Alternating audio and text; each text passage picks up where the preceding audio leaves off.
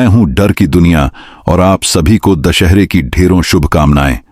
दोस्तों, आज की इस खास रात में लेकर आया हूं बस ड्राइवर की खौफनाक कहानी, एक ऐसी दास्तान जिसमें छुपा है डर, सन्नाटा और दहशत का ऐसा राज जिसे सुनकर आपकी रूह कांप उठेगी।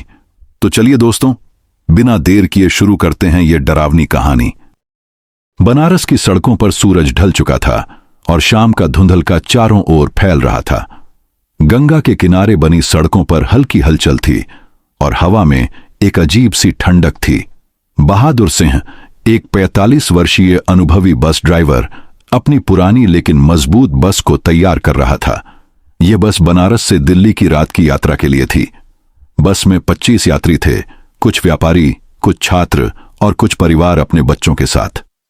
सभी अपनी अपनी सीटों पर बैठे थे, कुछ बातें कर रहे थे तो कुछ मोबाइल में व्यस्त थे। बहादुर सिंह ने हॉर्न बजाया और जोर से कहा, चलो सब लोग तैयार हो जाओ, बस दिल्ली के लिए निकल रही है। बस की आखिरी सीट पर एक साधु बैठा था। उसके वस्त्र भगवा रंग के थे, साधारण लेकिन आभा ऐसी कि मानो हिमालय के पर्वतों की तपस्या उसकी आंखों में झलक रही हो। उसका नाम था श्याम बाबा। 30 साल तक हिमालय की कंदराओं में तपस्या करने के बाद वह बनारस से दिल्ली जा रहा था, लेकिन वह कोई साधारण यात्री नहीं था। उसकी आंखें बंद थीं और वह समाधि में लीन था। उसे पहले से पता था कि इस रात का सफर सामान्य नहीं होगा। वह बस में इसलिए था क्योंकि उसे एक भयानक खतरे का आभास था। उसका उद्देश्य था यात्रियों की रक्षा करना। बस धीरे धीरे बनारस की तंग गलियों से निकलकर हाईवे की ओर बढ़ी। रात गहराने लगी थी और हाईवे के दोनों ओर घने जंगल शुरू हो गए थे। हेडलाइट्स की रोशनी में सड़क चमक रही थी, लेकिन हवा में एक अनजानी सी बेचैनी थी। यात्री आपस में बातें कर रहे थे। एक युवा छात्र ने मजाक में कहा, ड्राइवर साहब, रात का सफर है, कोई भूत वूत तो नहीं मिलेगा? बहादुर सिंह ने हंसकर जवाब दिया, अरे भूत तो सिर्फ कहानियों में होते हैं, बस में बैठो और मजे लो। लेकिन श्याम बाबा की आंखें अभी भी बंद थीं। उसके माथे पर हल्का पसीना था, जैसे वह किसी अनहोनी को महसूस कर रहा हो। यात्री हंस रहे थे, लेकिन हवा में कुछ अजीब था। बस की खिड़कियों से ठंडी हवा आ रही थी और बाहर का सन्नाटा गहराता जा रहा था। एक बुजुर्ग यात्री ने अपनी पत्नी से कहा, रात का सफर मुझे पसंद नहीं, पता नहीं क्यों, मन बेचैन है। उसकी पत्नी ने हंसकर कहा, अरे कुछ नहीं होगा, बस सुबह तक दिल्ली पहुंच जाएगी। लेकिन श्याम बाबा जानता था कि रात आसान नहीं होगी। उसने अपनी समाधि में देख लिया था, एक आत्मा जो इस हाईवे पर भटक रही थी, आज रात प्रकट होने वाली थी। वह आत्मा जो पिछले जन्म में एक हादसे में मर गई थी और जिसकी मुक्ति का समय अब आ चुका था। रात के करीब 10 बजे बस एक पुराने ढाबे पर रुकी। हाईवे के किनारे बना यह ढाबा पुराना और जीर्ण शीर्ण था। लालटेन की मध्यम रोशनी में ढाबा चल रहा था और कुछ लोकल लोग वहां बैठे चाय पी रहे थे। यात्री भूखे थे, इसलिए सब उतरकर खाना खाने लगे। बहादुर सिंह ने ढाबे वाले से चाय मंगाई और हंसते हुए कहा, अच्छा खाना देना भाई, दिल्ली तक का लंबा सफर है।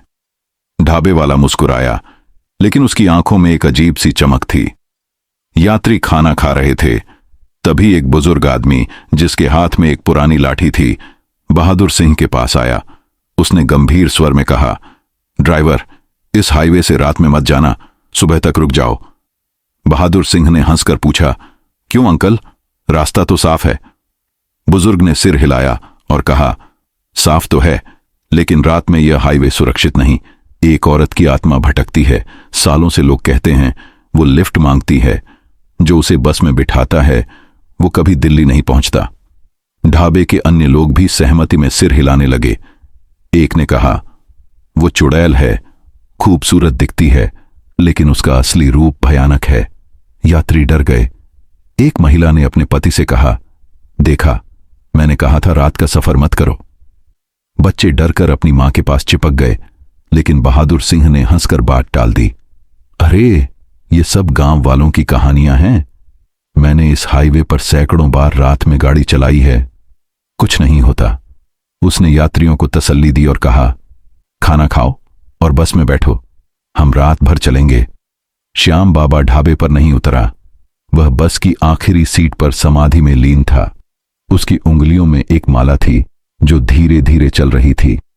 उसे बुजुर्ग की चेतावनी सुनाई दी थी और वह जानता था कि यह सच है। उसने अपनी तपस्या में इस आत्मा को देखा था, एक औरत जो पिछले जन्म में बस से गिरकर मर गई थी। उसकी आत्मा इस हाईवे पर फंस गई थी और वह हर रात बसों को रोकती थी अपनी मुक्ति की तलाश में। श्याम बाबा ने मन ही मन प्रण लिया, आज रात वह इस आत्मा को मुक्त करेगा।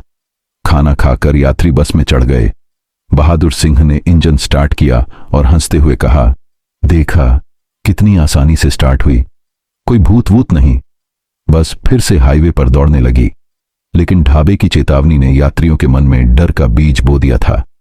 एक यात्री ने कहा, ड्राइवर साहब, अगर सच में कुछ हुआ तो? बहादुर सिंह ने रियरव्यू मिरर से देखकर कहा, अरे कुछ नहीं होगा, सो जाओ। लेकिन श्याम बाबा की माला अब तेजी से चल रही थी। वह जानता था खतरा करीब आ रहा था। बस हाईवे पर तेजी से दौड़ रही थी। रात गहरा चुकी थी और सड़क के दोनों ओर घने जंगल थे।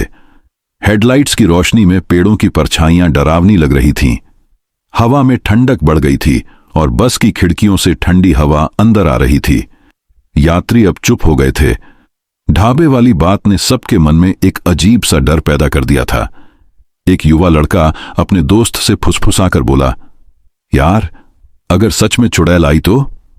उसका दोस्त हंसने की कोशिश करते हुए बोला, अरे तू भी ना फिल्में कम देखा कर। बहादुर सिंह रेडियो पर पुराना गाना बजा रहा था, लेकिन उसकी नजरें सड़क पर थीं। उसे भी हल्का सा अजीब लग रहा था, लेकिन वह ड्राइवर था। उसे डर का कोई अनुभव नहीं था। उसने सोचा, यह सब बकवास है। मैंने कितनी रातें इस हाईवे पर बिताई हैं। लेकिन बस की स्पीड थोड़ी कम हो रही थी, जैसे कोई अदृश्य शक्ति उसे रोक रही हो। उसने गियर बदला, लेकिन इंजन में एक अजीब सी आवाज आने लगी। अचानक एक बच्चे ने चिल्लाकर कहा, मम्मी, बाहर कोई है। सबने खिड़कियों की ओर देखा, लेकिन कुछ नहीं दिखा, सिर्फ अंधेरा और जंगल। बच्चे की मां ने उसे चुप कराया, कुछ नहीं है बेटा, सो जा। लेकिन अब यात्रियों में बेचैनी बढ़ने लगी थी। एक बुजुर्ग ने कहा, ड्राइवर, रास्ता ठीक है ना? बहादुर सिंह ने हंसकर कहा, सब ठीक है अंकल, बस में बैठे हो, डरने की क्या बात। श्याम बाबा अब भी समाधि में था, लेकिन उसकी उंगलियां माला पर तेजी से चल रही थीं। उसे खतरे का आभास हो रहा था। उसने अपनी तपस्या में देखा था एक आत्मा जो इस हाईवे पर भटक रही थी।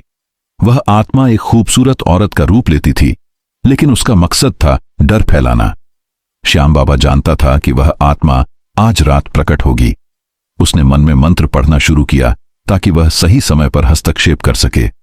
बस में सन्नाटा छा गया था। रेडियो की आवाज भी अब धीमी पड़ रही थी।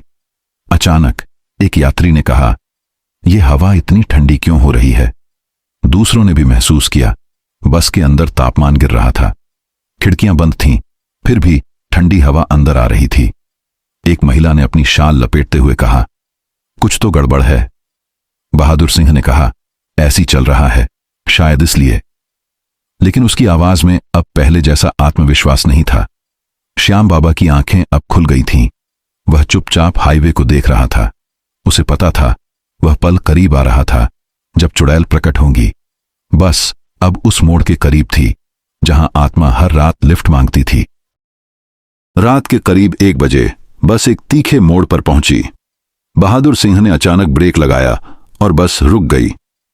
हेडलाइट्स की रोशनी में सड़क के किनारे एक औरत खड़ी थी। वह सफेद साड़ी में थी। उसके लंबे काले बाल हवा में लहरा रहे थे। उसका चेहरा खूबसूरत था, लेकिन उसकी मुस्कान में कुछ डरावना था। उसने हाथ उठाकर बस को रुकने का इशारा किया। यात्री खिड़कियों से झांकने लगे। कौन है ये? एक ने पूछा। इतनी रात में अकेली औरत? बहादुर सिंह ने खिड़की से झांककर पूछा। क्या हुआ मैडम, इतनी रात में अकेली? औरत ने मीठी लेकिन ठंडी आवाज में कहा, भाई साहब, दिल्ली जाना है, लिफ्ट दे दो ना। उसकी आवाज में एक अजीब सी कशिश थी। यात्री मंत्रमुग्ध हो गए। एक युवा लड़के ने कहा, अरे इतनी सुंदर औरत को कैसे मना कर सकते हैं? बहादुर सिंह ने हंसकर दरवाजा खोला और कहा, आ जाओ मैडम, सीट ले लो। औरत धीरे धीरे बस में चढ़ी। उसने एक खाली सीट चुनी और चुपचाप बैठ गई। उसकी आंखें हर यात्री को घूर रही थीं, लेकिन मुस्कान नहीं हटी। श्याम बाबा ने उसे देखा। उसकी आंखें अब पूरी तरह खुली थीं। उसे पता था यह वही चुड़ैल थी जिसके बारे में ढाबे वाले ने चेतावनी दी थी। पिछले जन्म में वह एक बस से दिल्ली जा रही थी जब हादसे में उसकी मौत हो गई। उसकी आत्मा इस हाईवे पर फंस गई थी और वह हर रात बसों को रोकती थी अपनी मुक्ति की तलाश में। बस फिर चल पड़ी, लेकिन अब माहौल बदल गया था। औरत की मौजूदगी ने सबको बेचैन कर दिया था। एक बच्चे ने रात के 2 बजे तक बस में अजीब घटनाएं शुरू हो गई थीं। पहले तो बस की लाइट्स फ्लिकर करने लगीं। एक यात्री ने चिल्लाकर कहा, ड्राइवर साहब, ये लाइट क्यों झपक रही है? बहादुर सिंह ने कहा, शायद वायरिंग में दिक्कत है। लेकिन उसकी आवाज में अब डर झलक रहा था। अचानक बस के अंदर ठंडक इतनी बढ़ गई कि सबके दांत किटकिटाने लगे। खिड़कियां बंद थीं, फिर भी ठंडी हवा अंदर आ रही थी। औरत अब भी चुपचाप बैठी थी, लेकिन उसकी मुस्कान अब डरावनी लग रही थी। एक यात्री का फोन अचानक बंद हो गया और वह चिल्लाया, मेरा फोन तो चालू था। दूसरों ने भी देखा, उनके फोन भी काम नहीं कर रहे थे। एक महिला ने कहा, मुझे सिरदर्द हो रहा है, ये क्या हो रहा है? तभी बस के अंदर एक फुसफुसाहट सुनाई दी, जैसे कोई कानों में कुछ कह रहा हो। यात्री डर से सहम गए। अचानक औरत की हंसी गूंजी। वह धीरे धीरे अपनी सीट से उठी। उसके बाल अब हवा में उड़ रहे थे, जैसे कोई तूफान हो। उसकी आंखें लाल हो गई थीं। एक यात्री चिल्लाया, ये वही चुड़ैल है, ढाबे वाले ने सही कहा था। बच्चे रोने लगे और बड़े लोग प्रार्थना करने लगे। बहादुर सिंह ने बस रोकने की कोशिश की, लेकिन इंजन रुक गया। दरवाजे भी बंद हो गए। चुड़ैल ने कहा, मैं सालों से इंतजार कर रही हूं, इस जन्म में मुझे मुक्ति चाहिए। उसकी आवाज अब भयानक थी। वह यात्रियों को सताने लगी, किसी का गला दबाने की कोशिश, किसी को डरावने सपने दिखाने।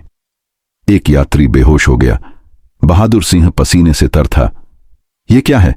बस क्यों नहीं चल रही? उसने चिल्लाकर कहा। श्याम बाबा अब भी चुप था, लेकिन उसकी माला तेजी से चल रही थी।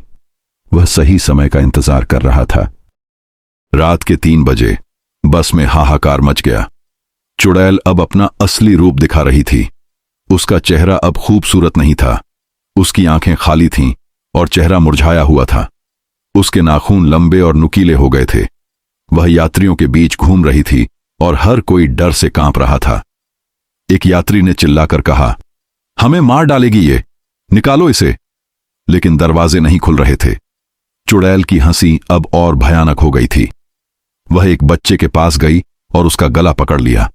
बच्चे की मां चिल्लाई, लेकिन चुड़ैल ने उसे धक्का दे दिया। बहादुर सिंह ने साहस जुटाकर कहा, रुक जा, तू चाहती क्या है? चुड़ैल ने कहा, मुक्ति, लेकिन पहले मैं तुम सबको ले जाऊंगी।